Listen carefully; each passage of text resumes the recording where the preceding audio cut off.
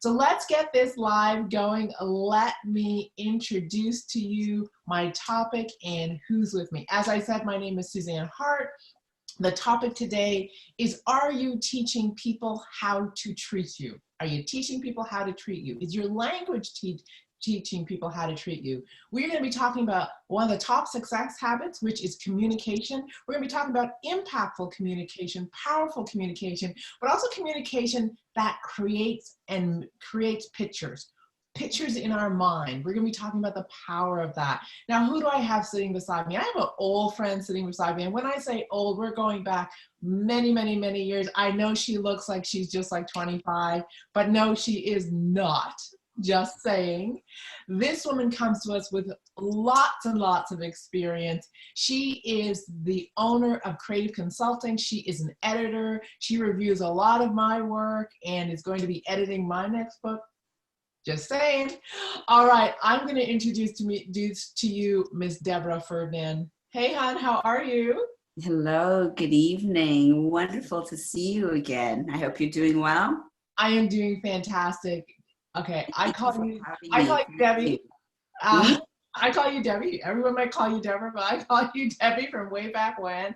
Yeah, What'd you say?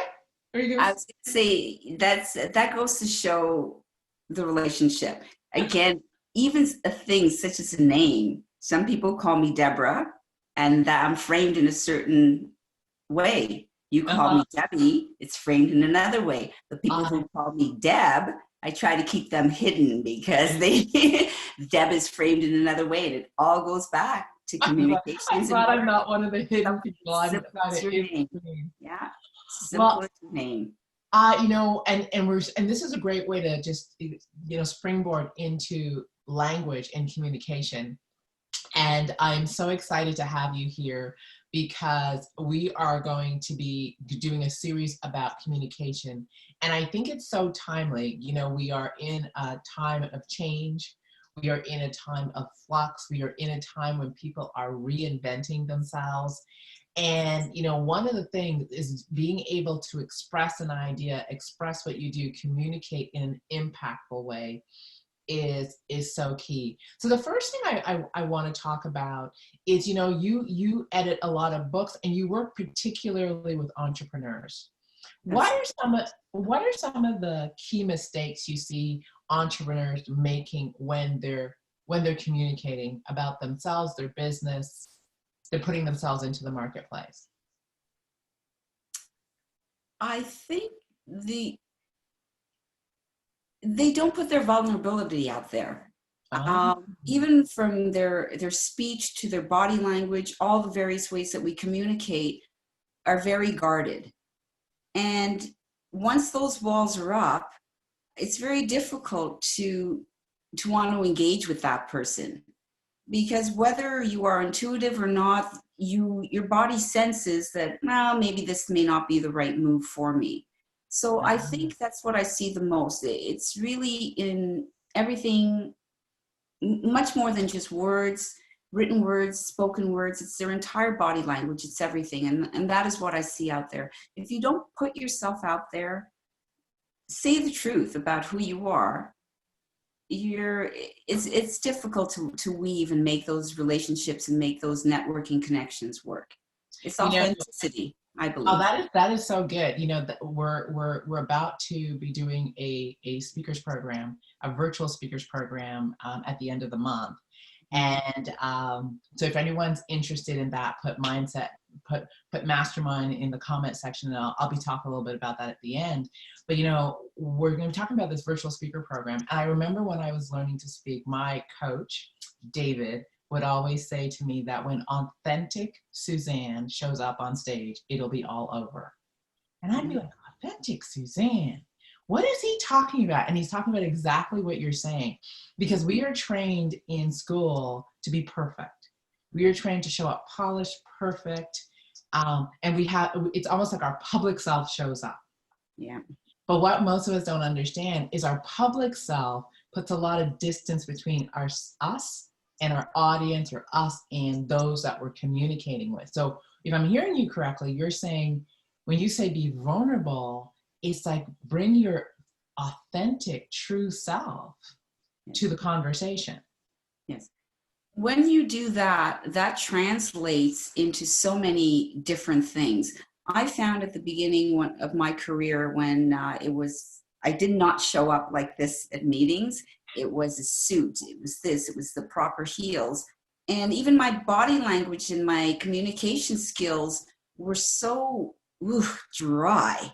It was Yeah. just so, there was no substance Rigid. to it at all. Yeah. And once you start living in your story and realizing that you are that story, this is what people are interested in, then your language, your body language changes, and all those skills that are needed to communicate effectively start to get honed because you are comfortable with yourself, you're vulnerable with yourself. You know where your weaknesses are, you know where your strengths are, and you come to the table bringing exactly what you have and being confident about it. Now this is really good, because one of the things I know in terms of branding and in terms of bringing a brand, whether that brand is us, like you and I, and then the brand is all the other things that come with our business and our companies. But one of the things is there's brand language, isn't there? Yes. And your brand language actually reflects who you are. Yes, very true. Very true. And so what, if I'm getting this, what you're actually saying is inside of our own stories and inside of our own journey, there's our own brand language that you want to hear that's unique to us. Exactly. It's very difficult to explain, but it's, you just speak the language that is comfortable for you, but for some reason that you are so comfortable with yourself, that language flows. This is exactly how I'm speaking to you right now. Mm-hmm. This is the language that I have grown into speaking. It's proper English, it's choosing the right words, but yet there is still a authenticity that comes along with it, versus me trying to sell you something, or more importantly, sell myself. Myself is doing what it needs to do on its own. I'm just the vehicle for it. And so, this is so good, because now you're talking about, I know when I speak, there's a rhythm. Yes. That's very uniquely Suzanne. There's a dance, there's a depth to my voice. Yes. There's a pace to my voice. I remember when I used to take the stage, people would go, you'd have to come out with more energy, and you have to come out more like pow. And I'd be like, that is so not me, right? And why yourself, yeah, right. And so even in my tonality, what I found was that in my rhythm of my voice and in my calmness, because people wanted me to get up here, but in my calmness, there was a grounded and a powerful sort of energy that I've become known for. And no matter who I meet, no matter where they meet me, the first thing they say to me is, you're so grounded and calm. And it's signature. Yeah. Isn't that what I say to you all the time? The moment I get on the phone with you or anything, I go from here to like, yeah, okay, we're cool. We're down here. And this is what it's all about. It really is finding who you're about, bringing that forward and being comfortable in your speech, your mannerisms, the way you approach people. And I've got to tell you, I'm a testimony to that. I grew up with parents who were educators. As you know, growing up Black in a white society, and with parents who want you to be just on point all the time. Right. You spend a lot of time up in your head in anxiety, trying to be on point, not saying the wrong word, not doing this, behaving properly, all that. And when you find yourself and you find your passion, which is for me, editing and writing, and you take a breath and you sit back and you go, who am I? What am I really communicating to people? What am I really saying to people? And if you take a good look at that and you weave your passion and how you truly are, what your innate nature is, don't be shy to show it. Still keep your grammar correct and all those things. There's still a process to it. But in the end, you find your own voice, you find your own tone, your own rhythm, and you can also transfer that from your working environment into your personal life. I find now that when I get into little heads-on with family members, I'm able to modify my tone, keep that rhythm, and not rise to that. And that's all part of communication, whether it's in your business or whether it's in your personal life, or your social life for that matter. This is so good. And I know we talked about, is your language teaching people how to treat you? And people are like, well, they're not talking about language. Well, yes, we are, because tone, cadence of voice, how you carry yourself is all your language and all your communication. That's why we call it body language. What you're saying is so true, because like you, grew up in a small town, came to Canada when I was 5, and I talk like this with my calm. I didn't have proper English. So when I was in school, my first few years, nobody could understand me. My teachers couldn't understand me. And I was picked on, outcast, and just, it was a hard few years, right? Beat up the whole bit. And so my coping mechanism, as most Caribbean parents teach their children, is we speak, my sister and I. If you listen to my sister, you would think my girl went to school in England. Her English is precise. Her diction is precise. And I'm like, how do you talk like that? Yeah. And so when I first stepped out into the world, Debbie, and when I first started talking, I talked with that precision. I talked with that crispness, that like preciseness. It's cold, if you will. It's very learned. Yes, and, it is. And it wasn't until I began to, I had my public self and I had my very private self. And when I was younger, my public self talked like perfect English, and my private self talked kind of like this, yes, right? Exactly. And so as I got more comfortable, that's when I found the rhythm in my voice, which is this beautiful blending of the two. And I can switch back and forth, and I'm able to, embrace who Suzanne truly is. And so I speak good English, but there's a rhythm to that. That's a blend of my cultures. Yeah. Suzanne, we're in a very unique position in terms of focusing on our communications because of the backgrounds that we've come from, both coming from Trinidad. I came in 67, so that's starting to give away my age right there. And so it was really, really rough. I mimicked people outside of the house. Me too. And when I got home, I had my accent, and I got teased for it. But that put us in a unique spot, because at that early age, somewhere in us, we realized our greatness, where we wanted to go with our lives. We may not have had the language to express where we wanted to go, but we knew that we had to not make these changes, fine tune what we had to move on to the next step, not knowing at that young age what the next step is. Whereas people who are born here, this is their culture, this is their first, they take it for granted. They take for granted that they can speak English. They take it for granted that they can communicate in English. They just take it for granted because nobody's correcting them. Whereas with you and I, we were continuously corrected over and over. If it weren't by our parents, it was by our teachers, or it was a guy at the store shopping for us. So language became very key to our identities. Oh my goodness.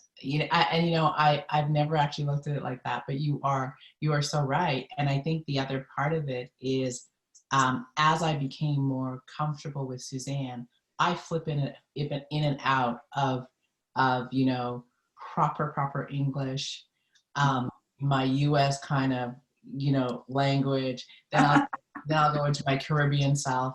But what it does is it creates a rich texture. Yes. Right. It creates it creates a texture in how I communicate and how I talk.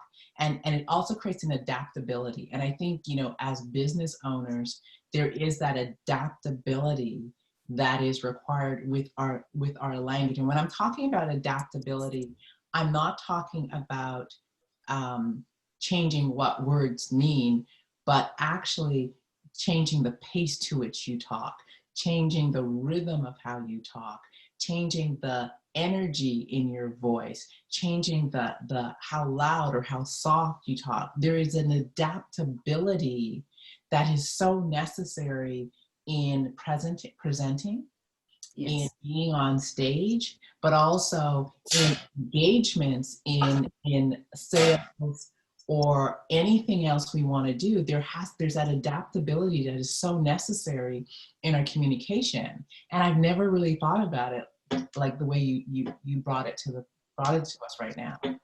As I was growing up, I was a West Island girl, if anybody knows Quebec at all.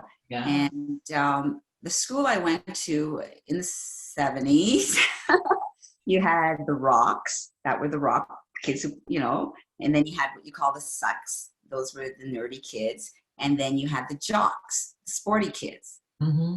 For some reason, because again, I was able to speak all three languages. Yeah. I had friends and I was able to move between three groups because I learned to speak the language. And it did not take away from who I was. What it did was lend again to, as you say, the rhythm of your speech, the movement of your body, and the understanding of your audience. Mm-hmm. If you understand who your audience is, you can speak to that audience. So when I was with the jocks, let me tell you, I was in my shorts, my runners, and I was rough and tumbling and taking bruises. When I was with the sucks, I was carrying my bookcase and I was studying and I was in the library. Mind you, I might have been in a tube top and skinny jeans or something, but I was still in the library. And when I was with the rocks, we were partying at somebody's house in the basement. The clothing was different. Yeah. The language was the same, but different. The language was inferred with the tone, the levels and all those things. So you're absolutely right. It is not, it may sound very complicated to communicate effectively or realize that your language is truly affecting your audience.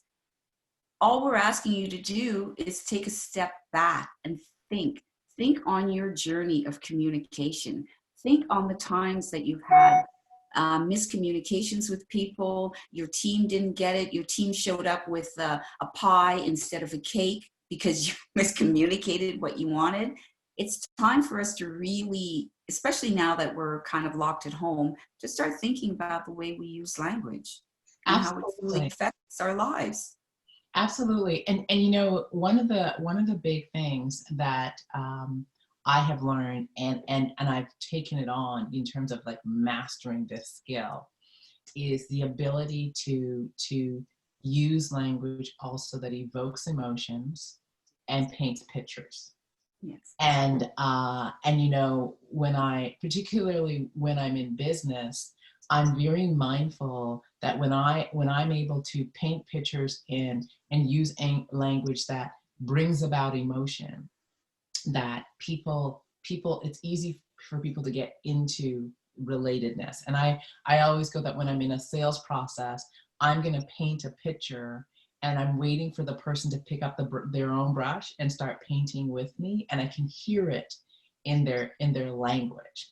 And that's when I know, it's time to make the sale, because they see what I see, they feel what I see, so on and so forth. So can you talk a little bit about why that's so important and why, because it also comes to the vulnerability that you're talking about, right? Is that I've got to let my guard down, get into their world, listen in such a way that I can actually feel, sense, taste that picture so I can put it back to them, if you will.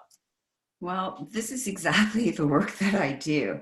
As an editor and a writer, when someone approaches me with a book to edit or rewrite for them or ghostwrite for them, I literally have to forget about me and be them.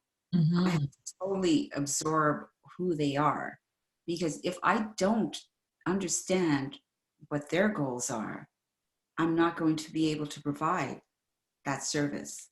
So I would, on an entrepreneurial level, I start off with the basic questions. Are you writing this book for money? Do you know anything about your audience, etc.? Do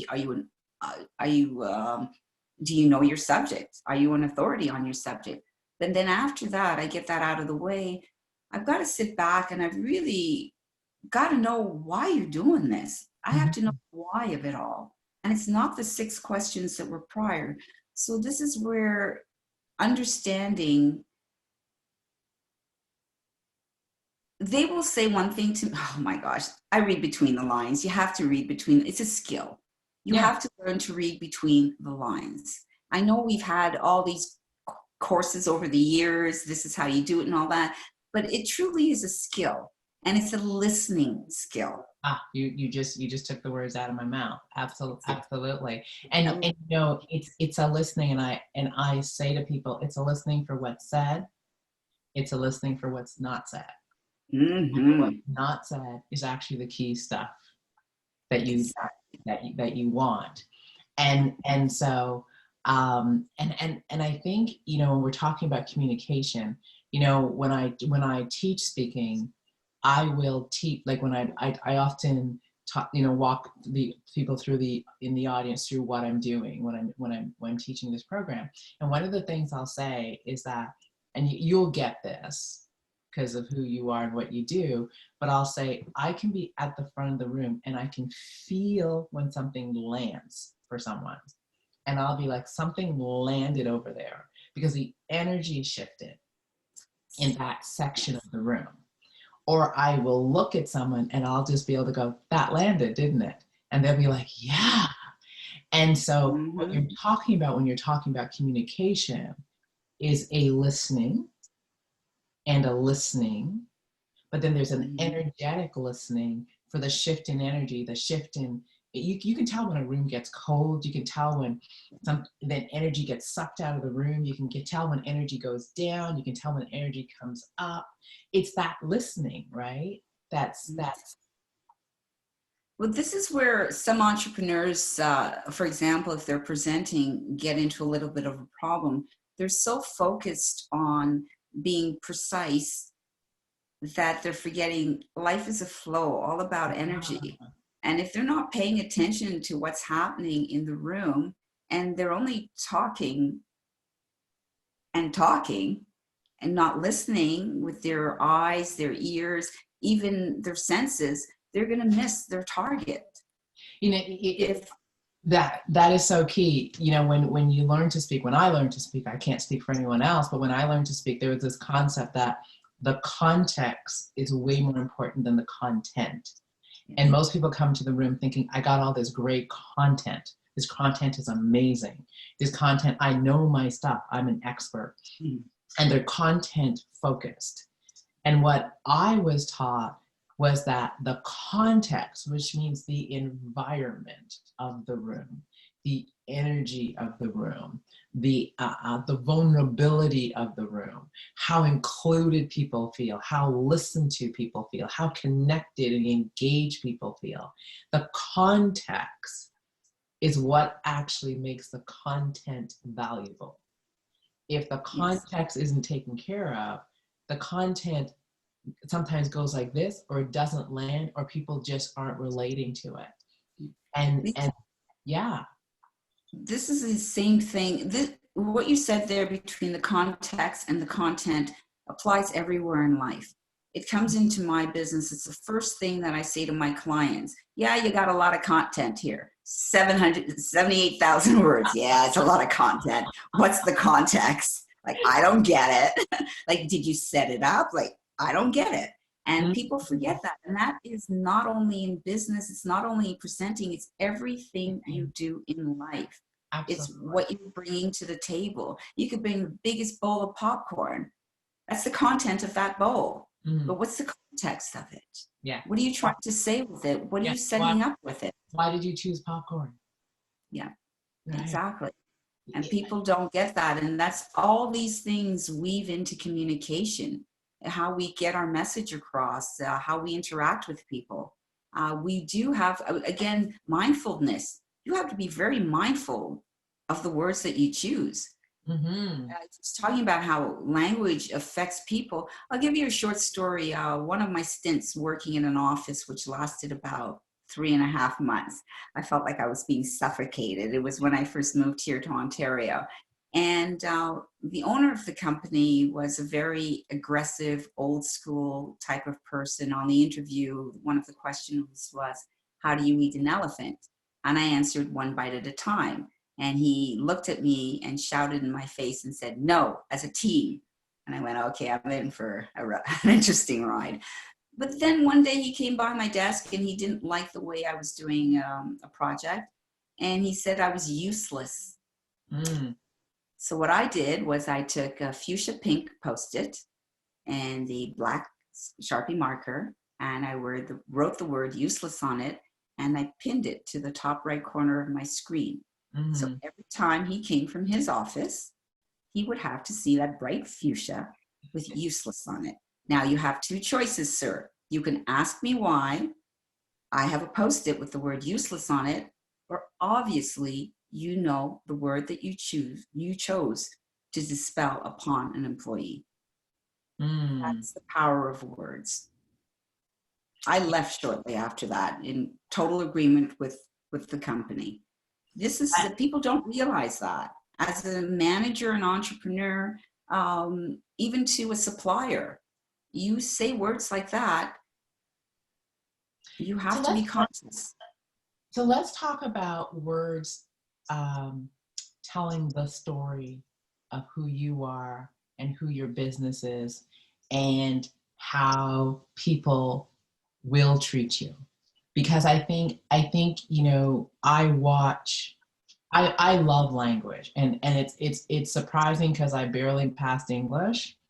And what I know is I don't like English. I love language in the nuances, the dance of it, the meaning of words, all those things. I just adore it. And so I don't think people have an understanding of how language brands you.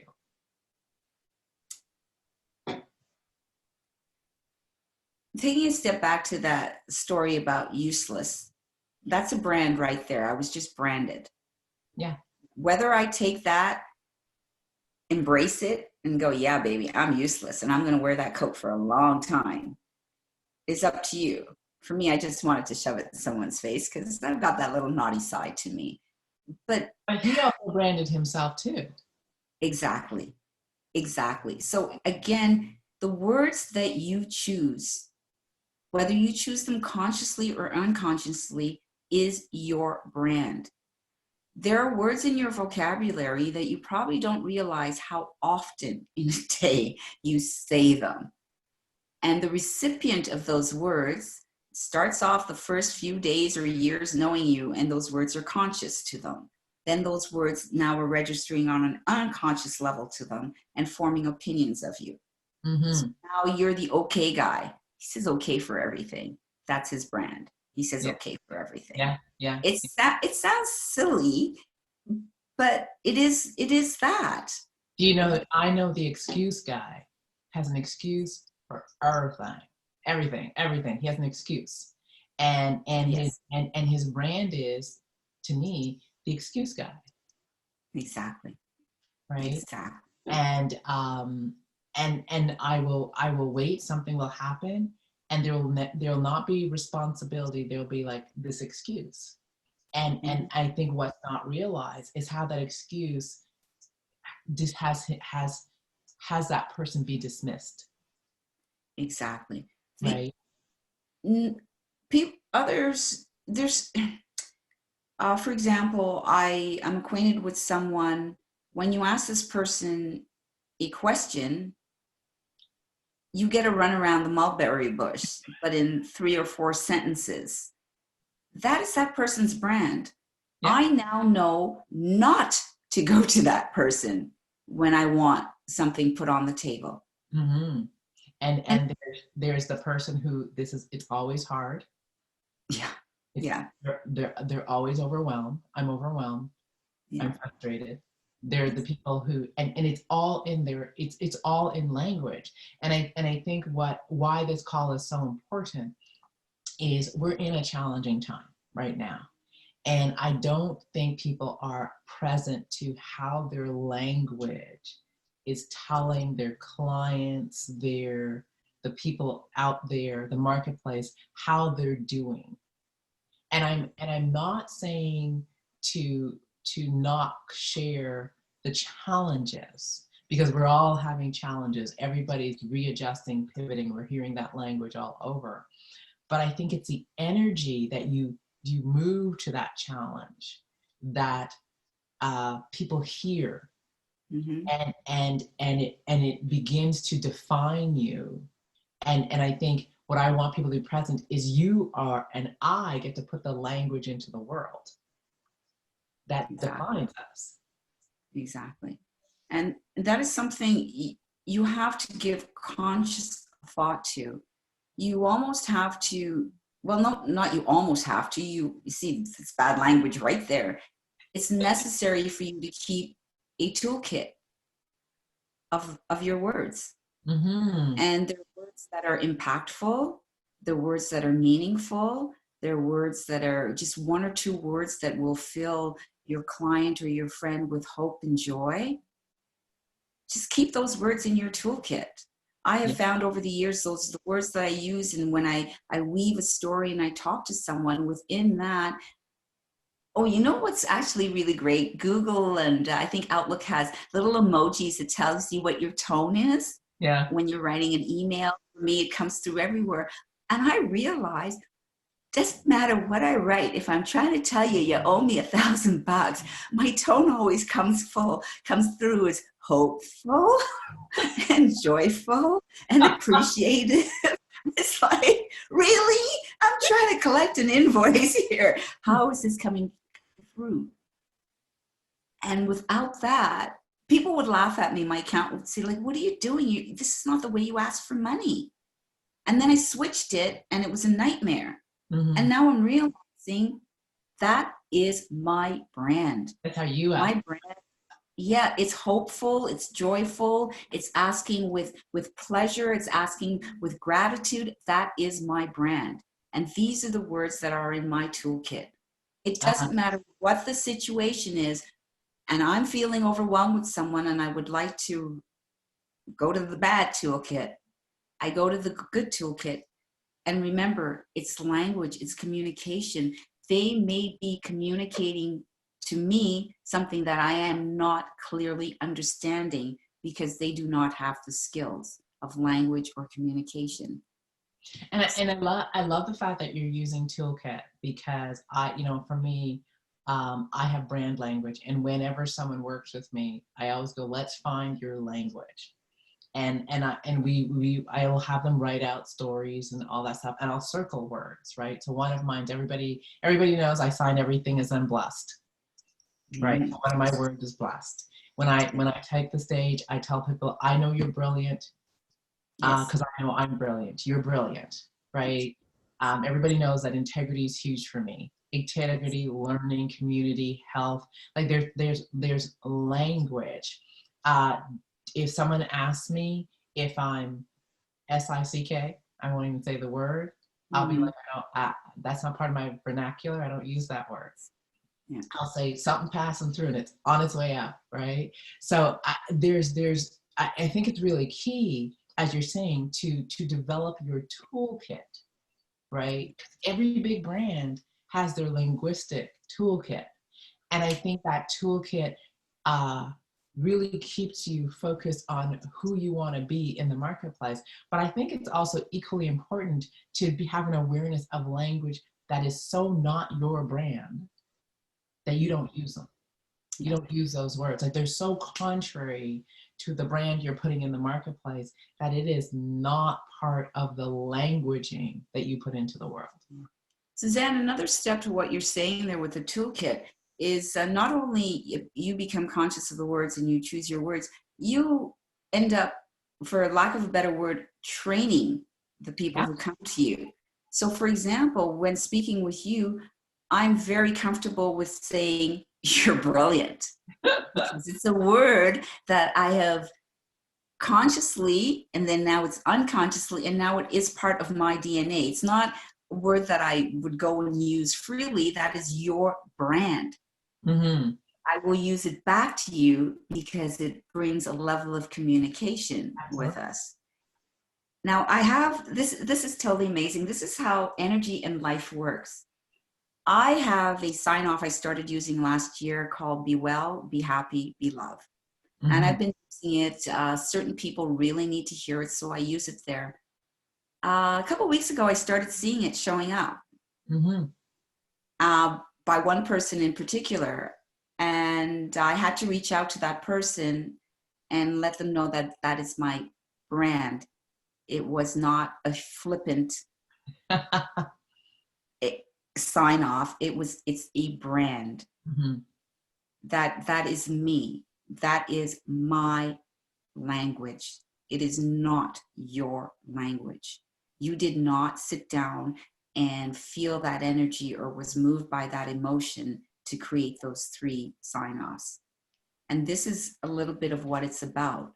Taking ownership of your own words. Once you've taken ownership of your words, of your language, they become part of you. They become part of your DNA. People will respond to you accordingly. You'll land on the same page more often than not, speaking with someone. It adds simplicity to the communication. And this is the thing, and I want to make a distinction here, because mine is no, now I'm losing it. That always what happens. Open up the laptop quick. It's written in my it's in my signature. Yes. Know you're brilliant, know you're special, and the world is waiting for your unique gift. That's kind of my sign off. But what's really cool about that, and I will use words like you're fabulous, you're fit, I want to be fulfilled, right? Lifelong learning, make your best better. These are all languaging, sit in acceptance, right? So anyone who works with me, it's what's beautiful about language. It creates culture. It creates a brand culture. Oh, yes. So anyone who works with me so I can hear their language in the marketplace. I will watch someone post, I'll be like, that's one of my people, because they use my language. Oh, you're getting me so excited, because that was something I wanted to kind of point to. If you're working with a team, you bring, especially in our culture, you're bringing together different cultures. I work with Americans, I work with East Indians, just different cultures. So you have to develop your own language to work together, to make it effective. It is so true. It really is. I'm starting to hear people, past authors that I have, reusing some of the things that I've told them that they should do.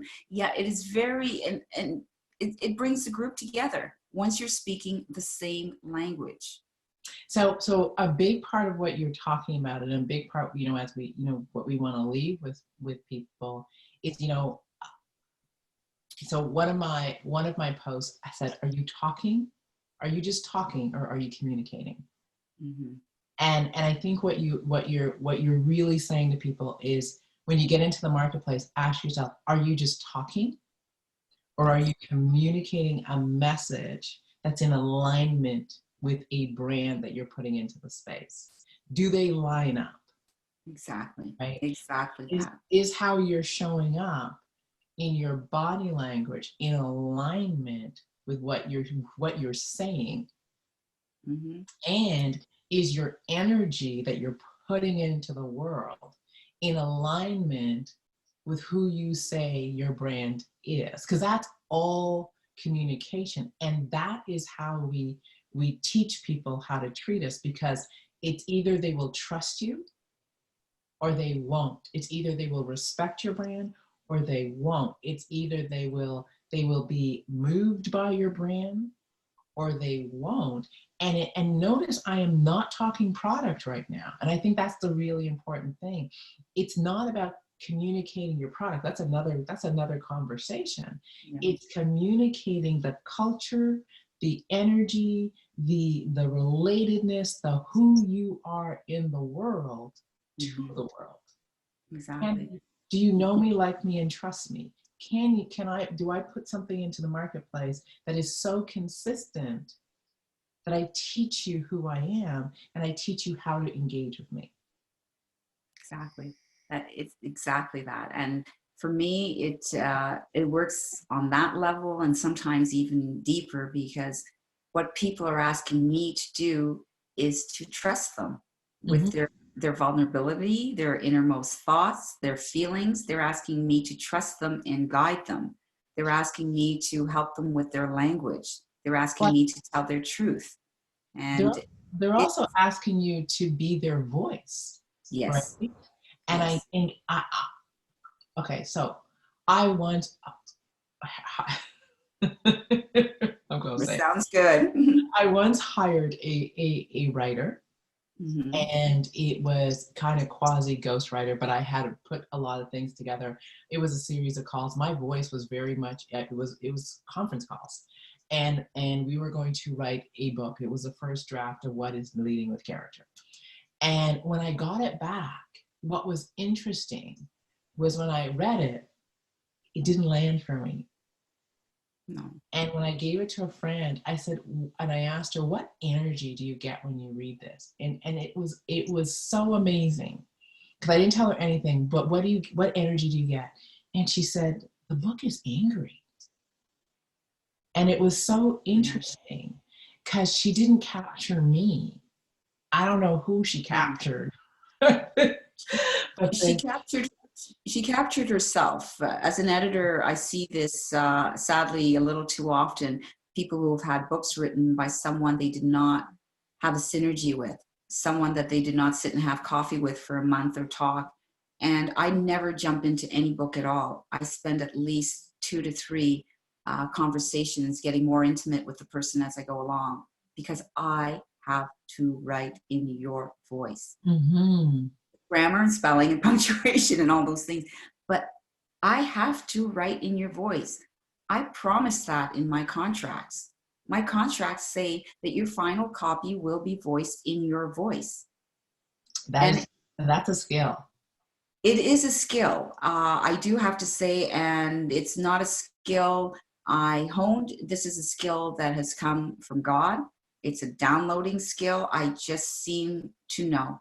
It's you. I just really seem to know what that client's voice is, and I get it on paper. And I'm constantly amazed at times that I look back on it and I say, my gosh, look at those words. Look what they mean. And the client will say, oh my God, you said exactly what my heart was saying. And that's really what language and communication is about, really getting down to truly what the truth is. And it doesn't have to be 68 words. It can be said in 4 well chosen words. And that is the way we should live our lives, for how we should put our brand forward. Simple, short, impactful, meaningful, filled with blessings, filled with love, filled with gratitude. And it's really not that hard to come up with saying those things and making them part of your vocabulary and part of your brand. Your That's brand is not only what you do as an entrepreneur, it's what you carry forward every day in life. You have to absolutely. make it your best. It is interesting, and you've just kind of put this right in such a perfect place, because I think it's the end of May 30th. Is it May 30th? I believe so. Yeah, May 30th. We're going to be doing Unleash the Power of Your Story, virtual speaker mastery. And what's really cool about that is it's exactly what you're talking about. And one of the reasons I decided to do it was, but everybody's gone virtual, and Yes.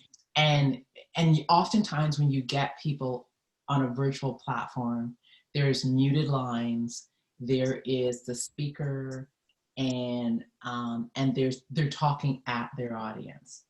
And anybody who's worked with me knows my lines rarely ever get muted, and we are in a dialogue. There's an interplay, and I use most of the skills I do from stage on my Zoom, on my virtual, whatever virtual platform I'm using, because I want to create engagement.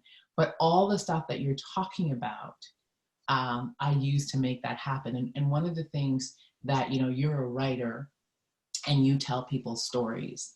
And one of the key ways to create this engagement is the power of the brand story, right? That every single brand has a story. And that brand story is your story of how you got to this place where this is what you do for a living. And so we help people create connectedness with their audience by sharing their heart and showing them the brand story before they tell them about the product story, if you will. Because the brand story is how you earn the right, you ETR in other words, to work with someone. And I love how you said it, because you said, I sit down, I get to know them, I hear their story so that I can represent that story. And in the same time, you probably, I know you share with them who you are and how you write and how you got to this place, and they get your brand story, and it's a mutual checking out and a mutual feeling. Yes, it really is. It is very much mutual feeling. They have to understand that I've experienced, and for some reason, I've touched on a lot of these experiences. I don't know what kind of life I live, but it's knowing that I could have the empathy for them, and I don't just blow it off. Well, my dad and I got into a fight. Da da da da. They don't want me to blow that off. Mm-hmm. And that was really important, as simple as it sounds. And those things are really important. It's taking the time to knowing someone's story. Everyone has a story, and that story affects how they speak, how they behave, how they interact with you. So you never, ever take anyone at face value, because there's a story behind them. And until you know that story, you really don't know if they're being authentic or not. And I think that the power of the story gives what they do depth. I know for the story gives the project depth, that the story gives it's the backdrop, it's the context, with, if you will, for the product. It's the context for the type of service you'll receive. It's the context for how much they care. It's the context for their heart space. It's all those things, and learning to convey that through language, and language that paints pictures and evokes emotions is a skill we want to teach people. And it's so key right now, as people are rebranding, as people are re-emerging. And it's, how do you take all this and craft a story that shares who you are and why you exist in the world? I give a challenge out to our listeners. The next time you have to engage with someone, either to conduct business, why don't you ask them, how did you arrive at this? Yeah, what's your story? How did you get to deciding that this is what you want to sell? You'd be quite surprised what the answer would be. And I really challenge people, and I'm going to challenge myself to that as well too. I want to hear your story. I like your product, I like your attitude, but I want to hear your story. How did you get here? Because with that story, I might become a repeat buyer. I might become an influencer. Oh my gosh, did you hear so-and-so? She has this amazing life. She did this. Oh yeah, and she's also got this really great product. You should get it from her. And that's the piece right there, because the story gives a new level of richness and value to your brand, because it makes your brand human. It makes your brand related, and it goes full circle from where you started. It puts your vulnerability and the connection in my vulnerability and your vulnerability into the world. Because whenever I hire someone, all I really want to know is, do you understand my walk? Yeah. And can you get me where I want to go? Mm-hmm. Right? Yeah. That's really what I want to know. Do you get me in my complexities? And do you get what's important to me? Do you understand it? Can you be compassionate about it? And can you get me where I want to go? Those are my two questions. Yeah. Yeah, very true. And we should all be asking those things. And it's getting to know people through language. It's just as language, just listen. Yeah. People say a lot more than you think. Look at their body language, the tone in their voice, even their breath, how their breathing changes. Absolutely. I've seen, to my delight, pupils dilate when I walk into a room. And I know I have the room. Pupils are dilating, eyes are opening wide. I know I have the room. Pay attention to those things. And that's being conscious of where you are, being mindful of where you are. Look around you. Don't just focus on yourself. Everything, everyone, every single person you meet is communicating, whether verbally or non-verbally, with you. And you, in order to better yourself, better the world, you really need to start looking at those, not only the verbal, but the non-verbal communications. We're all communicating so much to each other all the time. It's incredible. Well, thank you so much. I always love sitting down with you because it's always so rich. I've had, I had my past few interviews, Haley Patry, Oh, yeah. rich interview, the happiness coach, if you will. Yes, I know Haley. Yes, Um, wonderful. then I had Ray East, Mm. and Ray is all about innovation and wonder. That was an interview. And I got Miss Deborah Ferdinand, and she's talking about the power of language and communication, and probably in a way you haven't heard it. A lot of people probably thought when they saw the title, we are going to talk about diction and communication and proper words, and then, no. Wow, That would be just too normal. yeah. It really would be. It's words. People really have to think about it. It's words that drive the world. It's communication that drives the world. Absolutely. Yeah. Absolutely. So I know, Deborah, that there's going to be, I just called you Deborah because, I'm getting into the formal business now. I know that there's people going, who is this Deborah Ferdinand? I need a book edited. I'm thinking of a book. I have an idea and I need some guidance. How do they get in touch with you? And tell them a little bit more about what we do. I am an intuitive and empathic writer editor. So don't hide your BS from me because I will find it. And that I'm very straight up about. Do not come to me if you're lying. You would not get past me. So this is what I do. I take what you have. On the process and procedure level, I clean it up so it passes all the grammatical and sentence structure. And then I tear it apart and find out really what you're trying to say. And I put that out there for you. And this is a process that we work together with. It's not me and hand it over to you. It's a process of working and editing and understanding and growing with you, realizing truly what your voice is, what your truth is, and what you want to tell the world, what your brand is. I work on branding books, nonfiction branding books, all authoritative. You have to be coming down to the end with empowering someone, giving them advice, moving the world to a better place.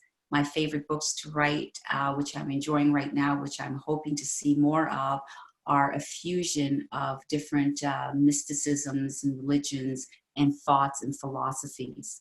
I see a lot of the world moving in that direction where people are just not walking one path anymore.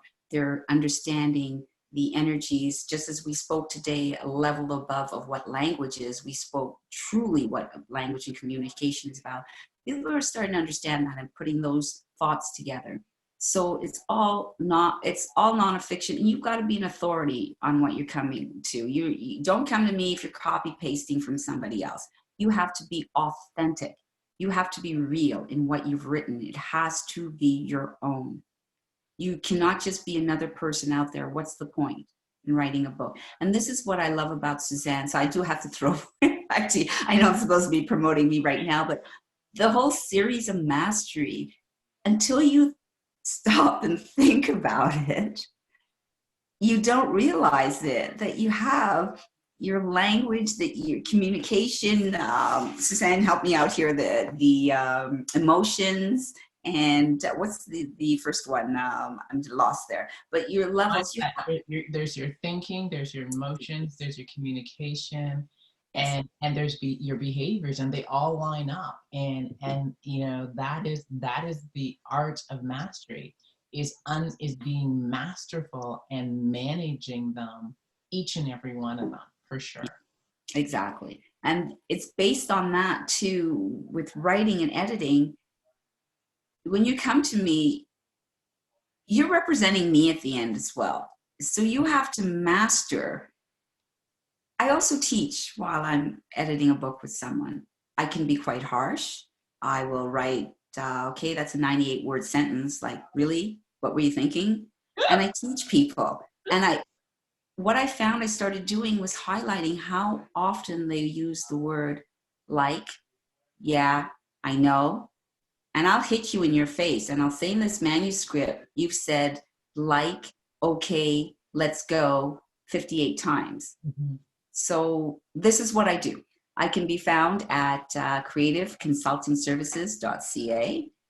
Please look me up on LinkedIn, Deborah Ferdinand on the LinkedIn, or you can reach me directly at deborah@creativeconsultingservices.ca. I do have quite a few American clients that I work with. I do speak American. There is a difference between spelling and grammar between Canadian and American. So I do speak American. I really look forward to chatting with you. Even if you're just thinking of it, I'd love to help people move to the next step with an idea, give you that extra little push that you need to get going. If you have a manuscript already, happy to look it over.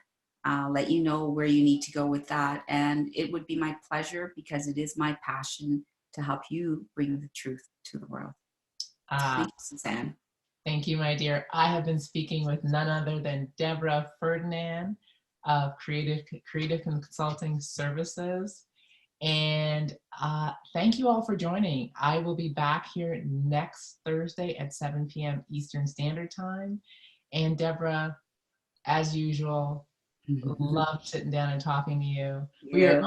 We are overdue for tea or wine.